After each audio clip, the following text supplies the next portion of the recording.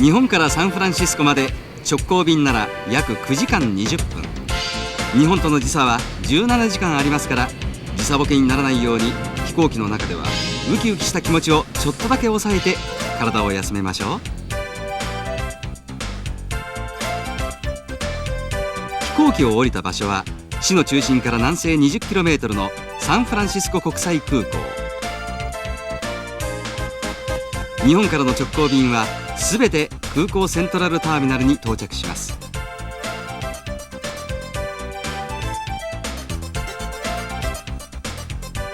サンフランシスコでは入国審査の前にターンテーブルから荷物をピックアップ。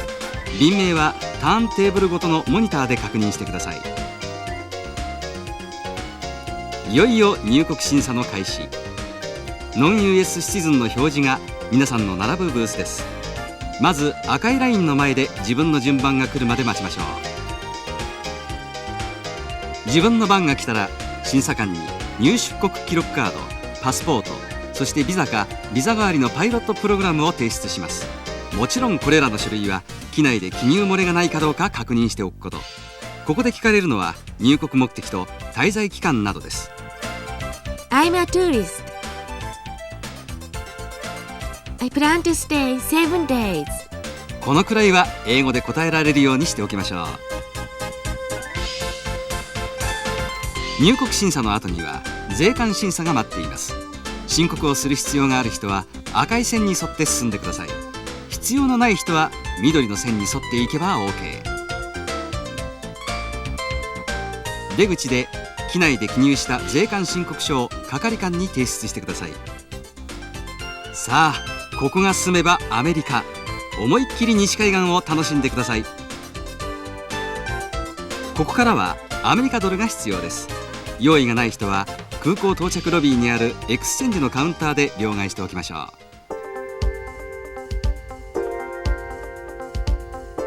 観光客にとって一番使いやすいのがタクシーです。とはいえ日本と違い自動ドアではありません。優しくない運転手なら自分でドアを開けることも必要です。空港から市内までは20分。料金は25ドルから30ドルくらい。乗車するときには目的地までいくらかかるかあらかじめ聞いておくと安心ですね。空港と市内を結ぶ小型のバン、ベイエリアスーパーシャトルも荷物の多い時には便利です。言ってみればこれは乗り合いタクシー。3人以上から利用でき、料金は1人7ドルです。サンフランシスコ空港からホテルまでとにかく安く行きたいならバスがおすすめです。エアポーターは空港到着ターミナルとメリディアン、ハイアットユニオンスクエアなど6軒の主要ホテルを結んで運航しています。年中無休で料金は6ドル。この他にも市内各所まで十数種類のバスが運行されています。利用するときには目的地やバスナンバーの確認をお忘れなく。ホリデーインなど主なホテルでは空港からシャトルバスを運行しています。乗りたいときは自分の泊まるホテルのバスに向かって手を挙げれば OK。 もちろん料金は無料です。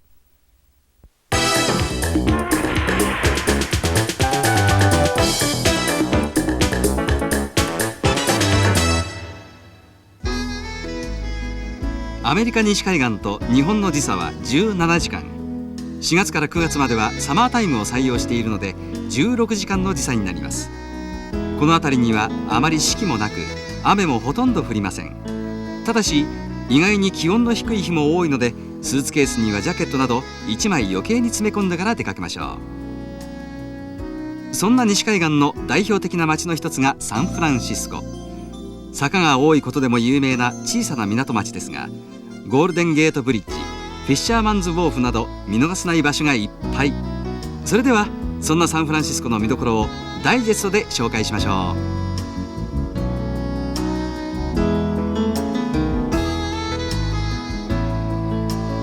世界一美しい橋として有名なのがゴールデンゲートブリッジです。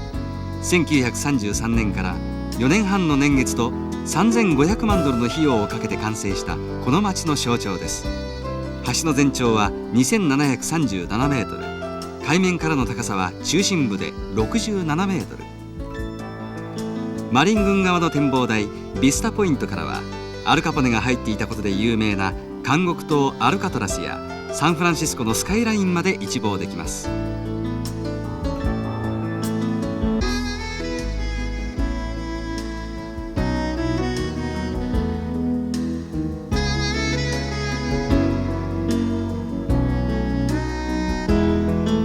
市の北西部にあり、幅800メートル、長さ5キロ、総面積400ヘクタールというとてつもなく大きな公園がゴールデンゲート公園です。ここは荒涼とした砂の丘を人工的に公園にしたところ、緑と静けさが味わえるこの公園が砂漠だったとはちょっと信じられません。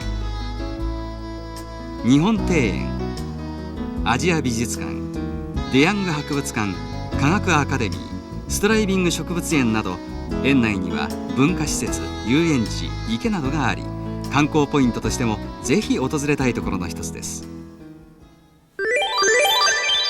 ロンバードロードは世界一曲がりくねった道です。美しい花畑の中のヘアピンカーブは名ドライバーならずとも思わず挑戦してみたくなりませんか？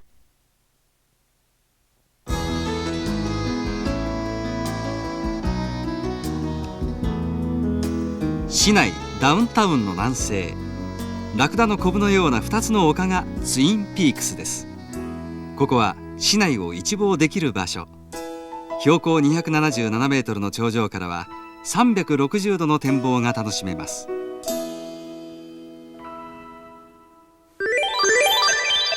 アメリカといえばチップの習慣を忘れてはいけません。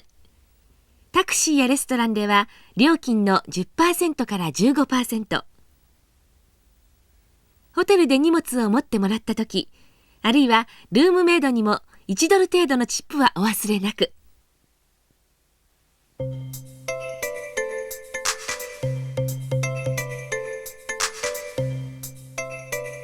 サンフランシスコといえばケーブルカー。路線は全部で3つ。これを乗りこなせば粋な旅行が楽しめます。ケーブルカーの標識が乗り場の目印。切符は全線2ドルで3時間有効。終点の自動販売機で買うか、車内で車掌さんに2ドルを手渡しても OK。 ケーブルカーは全ての停留所に止まりますから、目的の場所に来たら素早く降りるようにしましょう。ケーブルカー以上に便利なのがこのムニバスです。たくさんの路線がありますが、慣れればとっても安く市内観光が楽しめます。乗り場はムニという表示のあるところか、歩道に赤でバスストップと書かれているところ。バスはすべてワンマンで、前のドアから乗車した時に運転席脇の料金投入口へ85セントの料金を入れます。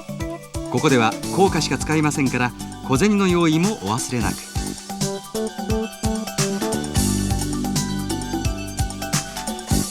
サンフランシスコの新名物が高速地下鉄バートです。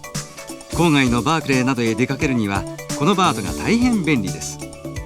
切符の買い方が変わっているのでちょっと説明しましょう。まず料金表で自分の行きたい駅の料金を確認。販売機にお金を入れたらボタンを押しながら金額を上下させ、目的地の料金を表示させます。それから発券ボタンを押せば切符が出てきます。切符は磁気カードですから、折り曲げたりはしないよう注意しましょう。スマートな銀色の車両、絨毯張りなど、バートはアメリカの地下鉄のイメージを変えてしまいそう。市内を過ぎるとバートは地上に出ます。景色を眺めながらちょっと郊外まで足を伸ばしてはいかがですか？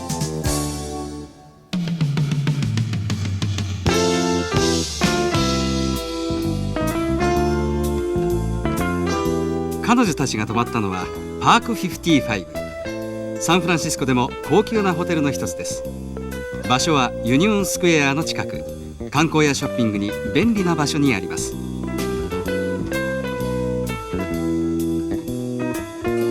まずホテルに到着するとベルキャプテンが迎えてくれます。荷物を預けたらチケットを受け取りましょう。さあ次はチェックインです。個人旅行なら自分で行う必要がありますから、よく覚えておいてください。まずレセプションのカウンターで自分の名前と予約をしてあることを伝えます。 I made a reservation in Tokyo. My name is Tani. 出された用紙に名前や住所などを記入。この時クレジットカードの提示を求められます。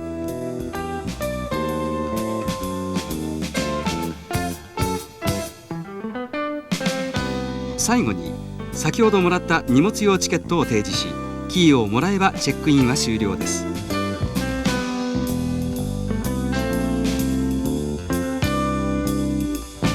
部屋に入ってしばらく経つと、預けた荷物を運んできてくれますから、自分の荷物かどうかを確認して受け取ってください。この時部屋の利用の仕方なども説明してくれますから、よく聞いておくとホテルライフがぐっと楽しいものになります。最後にチップを渡すのもお忘れなく。クレジットカードはアメリカでは身分証明書代わりです。 JTB、マスター、ビザなど国際的なものならば、レンタカーやホテルの支払いなどサイン一つで OK。 彼女たちの泊まった部屋はパーク55のジュニアスイートルーム。ルームサービスで朝食というのも旅先ならではの楽しみ。ホテルでなら電話一本でさまざまなルームサービスが受けられます。支払いも現金に煩わされることなくサイン一つで OK。 チップもサインするときプラス 15% などと記入できます。もちろんホテル内のレストランでも同様です。ホテルによってはフィットネスクラブやマッサージルームを完備しているところもあります。旅先で汗を流すというのもいいかもしれません。ホテルの施設はどんどん活用しましょう。パーク55は市内でも最高層の建物の一つです。大小の会議室を持ち、宿泊客のためのさまざまなサービスメニューが揃っています。こうしたホテルを選んで旅をより快適なものにしてください。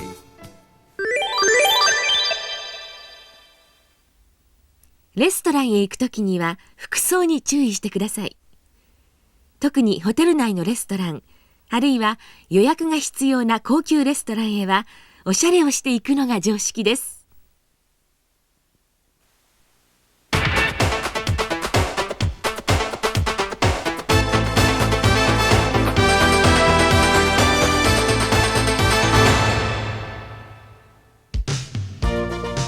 彼女たちのサンフランシスコ観光出発点はケーブルカーステーション。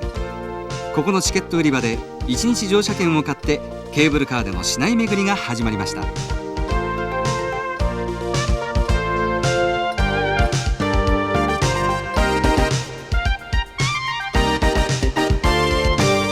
ケーブルカーの駅は人のたまり場。始発駅で待ち時間があったらちょっと覗いてみてください。手動でケーブルカーをターンさせる。日本ではなかなか見られないようなシーンに出会います。彼女たちがまず乗ったのはパウエルハイド線。パウエルストリートとフィッシャーマンズウォーフを結ぶ線です。ケーブルカーは何といってもサンフランシスコ名物。時速20キロとそれほどスピードは出ていませんから、手すりにつかまって街並みを眺めながらという粋な乗り方もできます。サンフランシスコの坂やビクトリア様式の街並みを眺めながらというのもケーブルカーならでは。ケーブルカーに乗って最初に向かったのはノブヒルにあるケーブルカー博物館です。ここはケーブルカーの動力源。回転しているのは実際に使われている地下ケーブルの巻き上げ機です。本当にケーブルで引っ張っているんだなんて素朴な感動が味わえます。その他昔のケーブルカーの模型やケーブルカー発達の歴史も展示され、知識が増えることを受け合い、ここに来ればケーブルカーに乗るのも2倍楽しくなりそうです。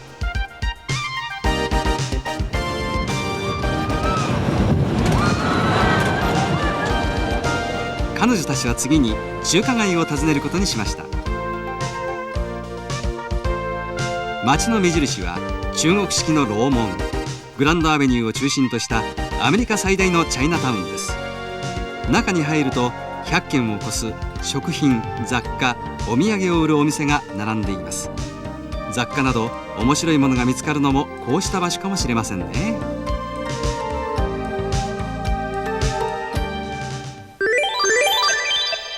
街角にあるポストでフリーの文字があれば観光客必見です。中には無料情報誌が入っています。日本語のページがある情報誌も多いので覗いてみてください。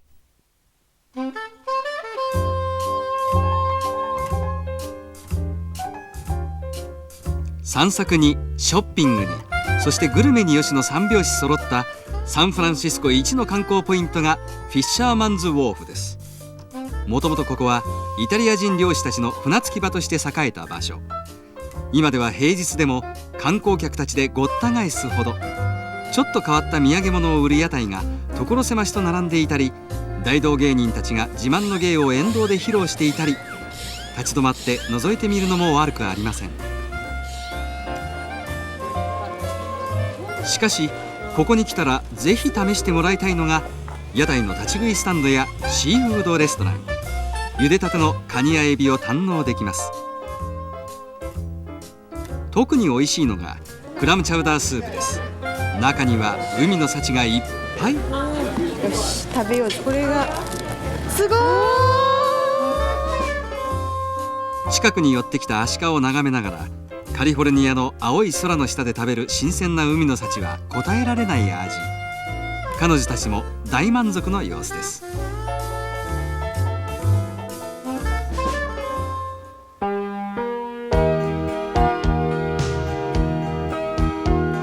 ウォーフの東の端ピア39は桟橋に並んでいた小さな木造の建物をつなげてしまった場所です。中はレストラン、ブティックなど150余りのお店が入るショッピングセンター。気に入った土産物を探すにもぴったり、目移りしそうなほど豊富に揃っています。でもちょっと落ち着いて奥にあるレストランネプチューンパレスで食事というのはいかがでしょうか。沖に浮かぶアルカトラス島やゴールデンゲートブリッジを眺めながら新鮮なシーフードがふんだんに使われた料理を堪能できます。料理はもちろん最高の味。けれどもこのお嬢さんたちはお食事に夢中で景色はどうでもいいみたい。ちょっと残念ですね。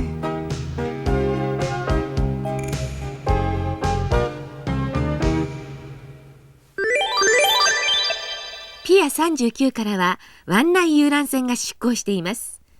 サンフランシスコを海から眺めたい人にはおすすめ。ゴールデンゲートブリッジやベイブリッジを下からも眺められます。アメリカでは国際免許証とクレジットカードがあれば簡単にレンタカーが借りられます。手続きは簡単。レンタカー会社の窓口で契約書などの書類にサインをするだけです。この時、対人・対物など自動車保険に入ることを忘れずに。レンタカーは会社によっては日本でも予約が可能なところもあります。空港でレンタカーを借りると専用のバスが自分の借りた車まで案内してくれます。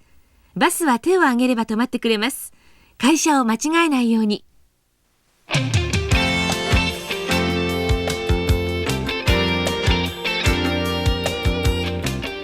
サンフランシスコからロサンゼルス、この2大都市を結ぶのはルート1とルート101。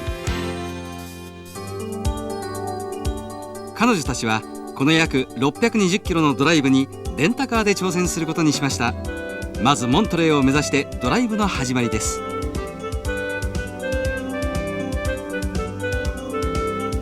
美しい街並み、1800年代当時の雰囲気を残し、小さなフィッシャーマンズウォーフを持つここがモントレーです。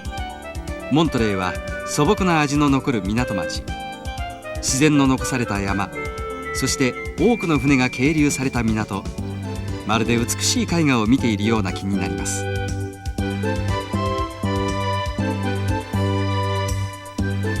彼女たちはちょっと一休みしていこうと車をヨットハーバーへ向けました。せっかくここまで足を伸ばしたならぜひ立ち寄ってもらいたい場所があります。それがモントレーベイ水族館です。古いイワシ缶詰工場の内部を改装した水族館ということですが、内部は超近代的。ここの魚たちは皆モントレー近海のものばかり。近くの海の中の様子がよくわかるようになっています。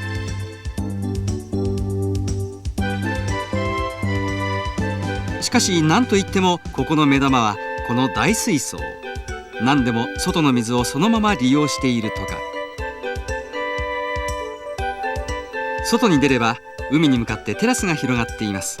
そこはそのまま自然のアシカを観察できる展望台。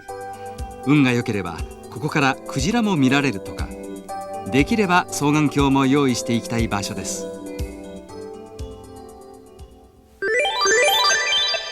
レストランではどんなに空いていても席に案内されるまで入り口で待っていてください。彼女たちがランチを食べようと訪れたのはモントレーシェラトンホテル10階にあるフェランテス。ここはイタリア風海鮮料理のレストランです。街では最初で最後という高層建築のこのホテル、もちろん眺めも抜群で料理の味を引き立ててくれます。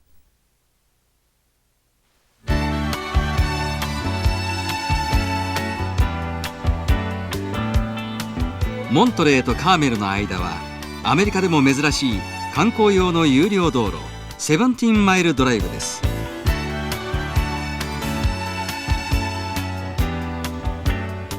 複雑な海岸線を持った美しいモントレー半島を一周するここの景色はまさに風光明媚。一度は見てみたい、走ってみる価値のある場所です。西海岸で最も美しい砂浜と言われるカーメルビーチ。思わず車を降りたくなってしまいます。ここはクリント・イーストウッドが市長をしていたことでも有名な西海岸の高級リゾート地カーメルの町です。おとぎの国のような綺麗な家並みが続いているこの町はいわば海辺の軽井沢。洒落たショップが並んでいます。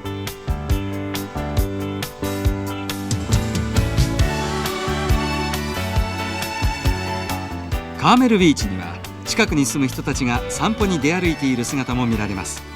車を降りてちょっとのんびりしたいもの。こんな場所でなら温かい人と人との触れ合いも期待できそうです。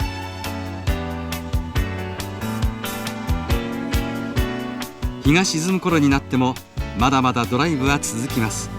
今日の宿を目指して頑張ってください。カーメル周辺には数多くの高級ショッピングセンターがありますが、ひときわユニークなショッピングセンターがザ・バーンヤード。素朴な木造の外観、8つの建物の中には雑貨や衣類のショップ、レストランなどが入っています。彼女たちが昨日泊まったのはサンシメオンのモーテル街にあるベストウエスタンカバリアイン。アメリカのモーテルは旅行者も安心して泊まれるところが多くあります。モーテルでは料金は前払いでツインルームが基本。場所によってはキッチンなどついているモーテルもあります。このモーテルの特徴は海岸に面していること。夜は波の音に包まれてぐっすり眠れます。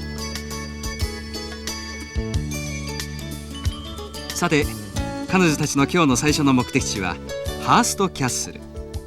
ここは新聞王ハーストの元邸宅。東京都の約4分の1という広大な敷地の中にお城のようなハーストキャッスルが建っています。庭にはさりげなく美術品が飾られていますが、この中にはハーストが世界中から集めた価値のある美術品も多いとか。内部に入るとまさに豪華の一言。金色のものはすべて純金、銀色のものは純銀と聞くだけで目がくらみそうです。ホテルと美術館をミックスしたような雰囲気もあり、アメリカの富豪の生活がちょっとだけ垣間見えるようです。ここへ入るにはビジターセンターから敷地内には専用のバスで案内されることになります。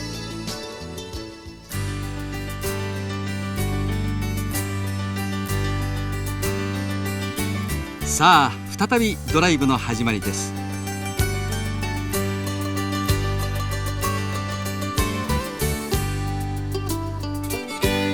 ルート1を走り続けて見えてくるのは、自然に恵まれた美しい海岸や山並み。今までのイメージとはちょっと違った大自然の中の新しい西海岸も発見できます。彼女たちが向かっているのは今日の目的地サンタバーバラです。スペイン風外観の家並みの続く町、そこがサンタバーバラです。ここはのんびりとした港町、アメリカの田舎の雰囲気と高級なショッピングセンター、パームツリーの並ぶ街並みや西海岸屈指のリゾートとして有名です。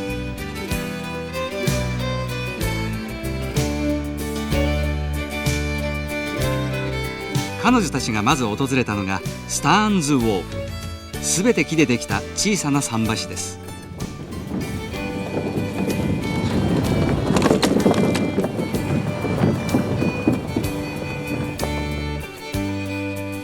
派手な観光のポイントという場所ではありませんが、ちょっと寂れた雰囲気が何とも言えないいい味を出しています。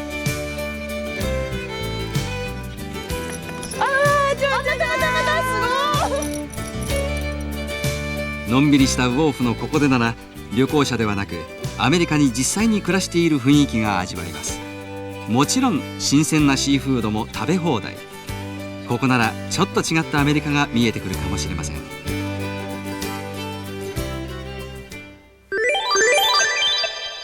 カリフォルニアワインで有名なサンタバーバラワイナリーにぜひ立ち寄ってみてください。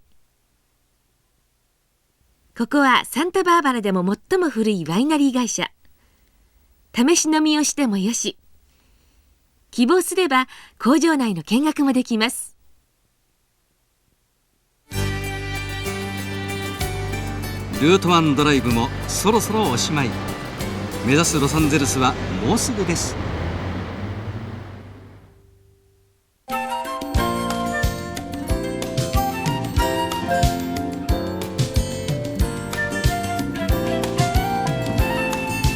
ロサンゼルスは視聴者を中心に半径約80キロのエリア、とても広い都市です。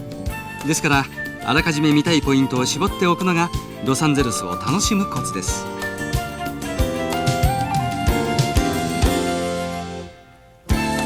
ロスの公共交通機関といえば RTD バス。バスの正面には番号と行き先が表示されていますから間違えないように。ワンマンカーでは前方から乗り込み料金を支払います。バス路線は番号によって行き先や料金が分かるようになっています。1時間以内に乗り換える場合には25セントを余計に支払えば運転士がトランスファーチケットをくれます。降りる場所が近づいたらバスの中の紐を引っ張ってください。 RTD は路線が200以上もあり、旅行者には分かりにくいかもしれません。アルコプラザ地下3階の案内所で路線図や時刻表などの情報を手に入れると便利です。このほかダウンタウンを中心に走っている通勤用のダッシュバスもあります。乗り方は RTD バスと同じですが料金は非常に割安です。ロスは街中でタクシーを拾うのが難しいところです。ホテルやバスターミナル、タクシーゾーンの表示のあるところで乗るか電話で呼んでください。料金はメーター制、基本料金プラス1マイルごとの料金が加算されます。ロサンゼルスにもクリーンで快適な地下鉄が開通しています。ダウンタウンからロングビーチまで走っていますから、ぜひ一度利用してみてください。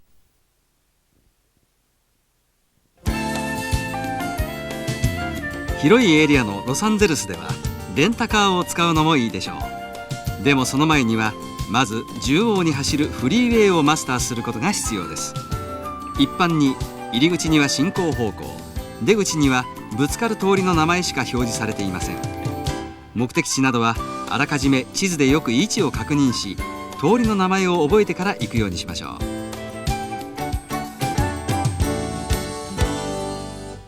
う。ロスでは路上駐車が当たり前。でもその時は標識に十分注意してください。歩道の赤いペンキは駐車禁止の印。この印は必ず避けて駐車すること。パーキングメーターがあればもちろん料金を払うようにしてください。あっという間にレッカー移動され、罰金というのはみっともないです。車にガソリンを入れるとき、アメリカでは料金前払いが原則です。まず自分の車のポンプの番号を伝えてから料金を支払います。あとは自分でポンプからセルフサービス。ガソリンを料金分だけ給油できます。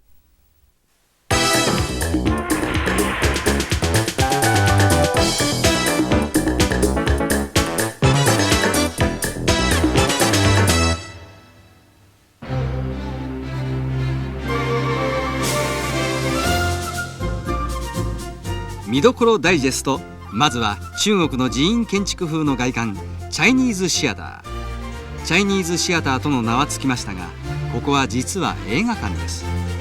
ここがハリウッド名所なのは、前庭のコンクリート部分に有名スター200人以上の手形足形がサインとともに残されているから。ヘンリー・フォンダ、エディ・マーフィーなど有名スターの足形を探しながら名画の一場面を思い起こすなんていうのはいかがですか。またこの周辺には約 2.5 キロにわたって映画やテレビのスターの苗入りの星型ブロンズウォーク・オブ・フェイムが舗装にはめ込まれています。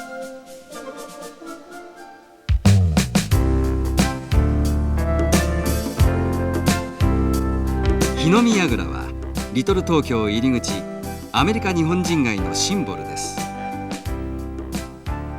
昔の日本人街を忍ぶならジャパニーズビレッジプラザがおすすめ。約40軒のレストラン、個人商店、スーパーマーケットがあり、英語を使わずに食事やショッピングが楽しめます。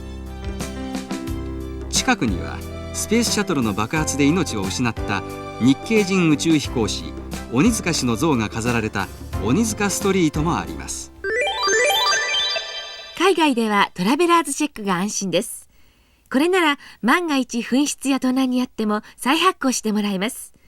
トラベラーズチェックは JTB や日本の銀行で簡単に購入できます。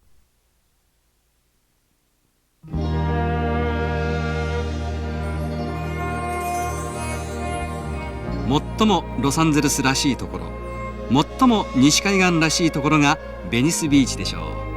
青い空と陽気なアメリカ人、ローラースケートやサーフィン。ベニスビーチは今世紀の初頭にイタリアのベニスを真似て街づくりが進められた場所。現在では最も大衆的で気軽に楽しめるビーチの代名詞で、日曜ともなれば大変なにぎわいです。 4,5 キロ続くビーチに並行して自転車専用道路や遊歩道が走り、貸し自転車や貸しローラースケートで楽しめます。またテニスやバスケットなどスポーツ施設も充実。オーシャンフロントウォークにはたくさんの露店が並び、 T シャツやアクセサリーなどお土産もたくさん。また大道芸もここの名物。さまざまな人種、さまざまな大道芸人たちが自慢の芸で散策する人を楽しませてくれます。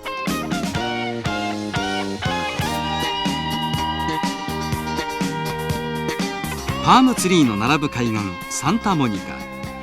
ベニスビーチから続くここもロサンゼルスで有名なところの一つです。サンタモニカピア内には1900年代初頭に作られたというノスタルジックな雰囲気を漂わせる素朴なミニ遊園地もあります。ここが西海岸の下町と呼ばれているのもなぜか納得できませんか。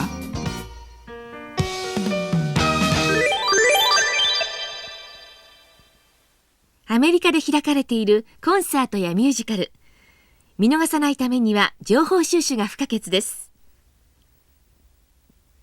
代表的な新聞の日曜版やレコード店やレストランに置かれている LA ウィークリーなどのフリーペーパーにこうした情報が満載されています。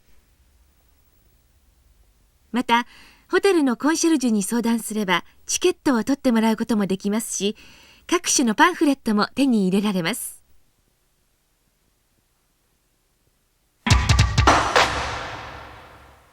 ロサンゼルスのナイトライフの中心は何といってもサンセットストリップ。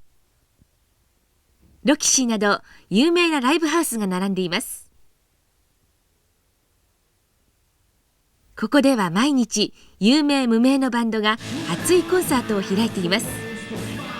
こうした場所で旅のナイトライフを充実させてください。ディスコやライブハウスでは入場者の年齢制限をしているところもあります。若く見られがちならパスポートを持参するのもいいでしょう。もちろん夜間などで歩くなら治安が良くはありませんから、グループ行動を心がけ、交通は往復ともにタクシーを利用してください。特にダウンタウンは夜間非常に寂しくなります。注意しましょう。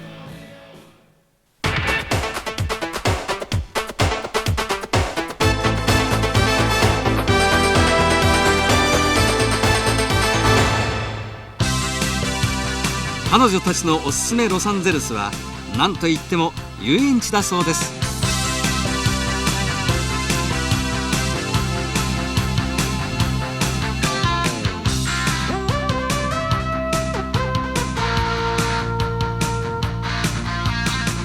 そんな彼女たちは楽しみを丸ごと記録するんだと言って8ミリビデオを持ってとにかくロサンゼルス周辺のいくつかの遊園地に出発しました。一体全体どうなることやら。ストレス解消が目的ならまずマジックマウンテンで絶叫することをお勧めします。ここはジェットコースターフリークなら絶対に見逃せない場所。ぜひスピードとスリルの限界に挑戦してください。彼女たちが挑戦したのもまずはこのド迫力のジェットコースター。早く乗りたい。この遊園地を有名にした巨大な木製コースターコロッサスです。では彼女たちの撮った8ミリビデオでちょっとだけ乗っている感覚を味わってみてください。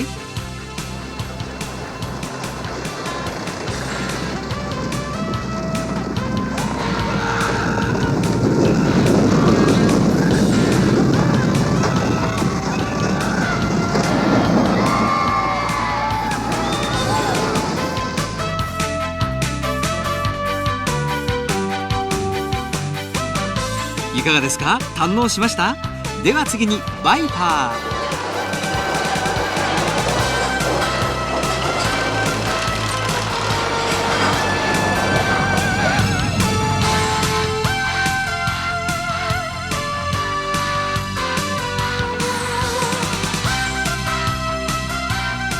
ー。ダブルループのリボリューション。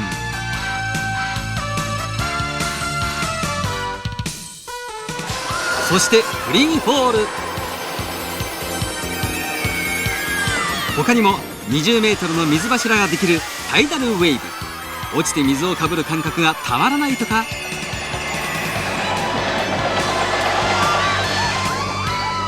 激流いかだ下りのローリングラビット。人気ライトの忍者は曲がるとき振り子のように揺れるコースター。カーブの瞬間外に放り出されるような感覚が絶叫もの。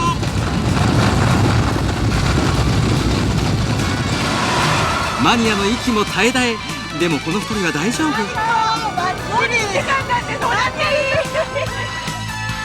まだ物足りないあなた、新しくできた木製コースターサイクロンにどうぞ。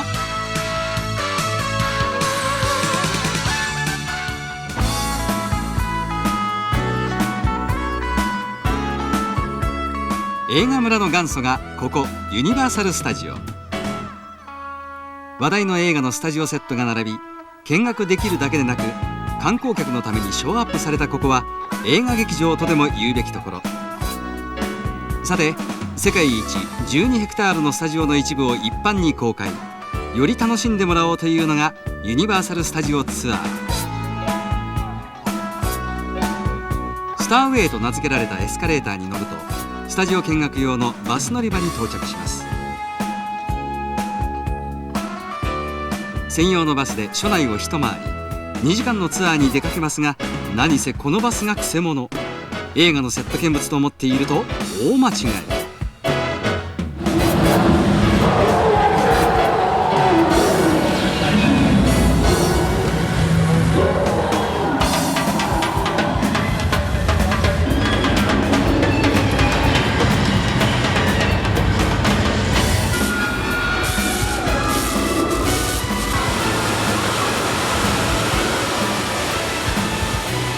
かがですか？こんな乗客を驚かせる仕掛けが随所に散りばめられていますから、大変面白優れもの。映画のセットといってもハイテクを駆使してあるだけに本物の迫力が味わえ大満足です。次に行ったのはワールドシネマジック。ここは映画のセットだけでなく実際の撮影トリックやテクニックを解説してくれる映画の科学館です。Jennifer, now just keep in mind, as Steve Harvey already told you, this is your first time. Marty, look at he's cool. All right, smoke for clouds, lights バ for ック・トゥ・ザ・フューチャー traffic, や and now we'll make ヒ it ッチコックの映画の撮影を実際に目で見て体験。あのシーンはこんな風に撮っていたのかと納得できる仕掛けです。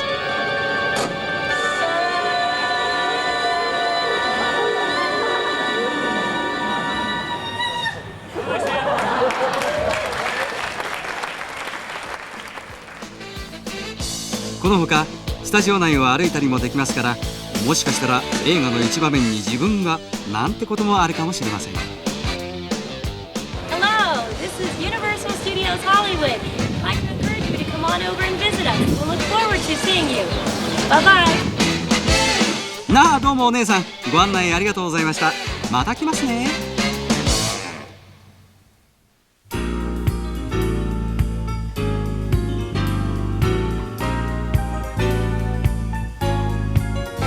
ショッピングにおすすめはここロデオドライブです。なんてったって辺りは高級車ばかり。ブランドショップの立ち並ぶここはお金持ちのための場所です。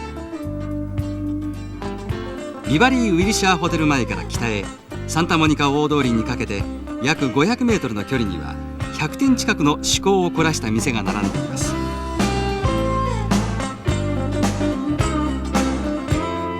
もちろん時間がない人のための洒落たショッピングセンターなどもあるこの通りの両側にはグッチ、エルメス、カルチェをはじめ世界の超一流ブティックが軒を連ねています。超一流品ばかりなので値段もかなりのものですが、商品を買わなくても店の外装やインテリア、ウィンドウディスプレイを見て歩くだけでも楽しいですよ。ひょっとすると高級車がさりげなく駐車、ショッピングに来た映画スターに会えるかもしれません。一点気軽なショッピングならここメルローズ通りがおすすめです。カジュアル感覚でハイセンスなショッピングが楽しめます。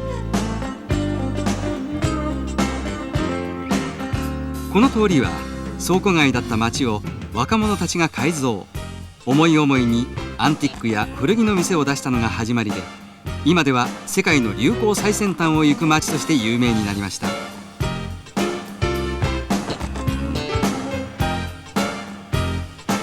通りは東西数キロメートルにわたっていますが、7000番台の番地に有名な店が多いので、買い物ならこの辺を重点的にチェックしましょう。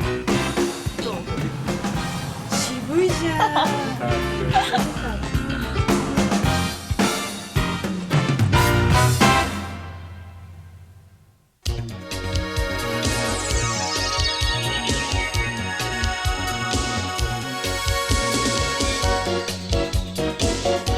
憧れのアメリカ西海岸。何度行っても新しい体験と素晴らしい発見のできる場所。新しいファッションとセンス、そして若者の熱気と抜けるような青空が広がる西海岸で、あなたも思いっきり楽しんでください。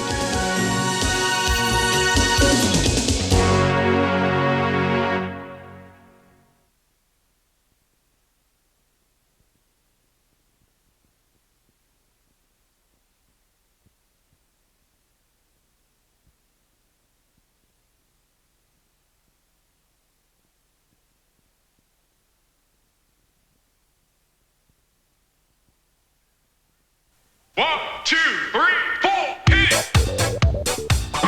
Films! Music! How to! Sports! アダルトビジネスマガジン、まだまだたくさん。8ミリビデオソフトのお問い合わせはソニーソフトセンターへ。 It's a Sony.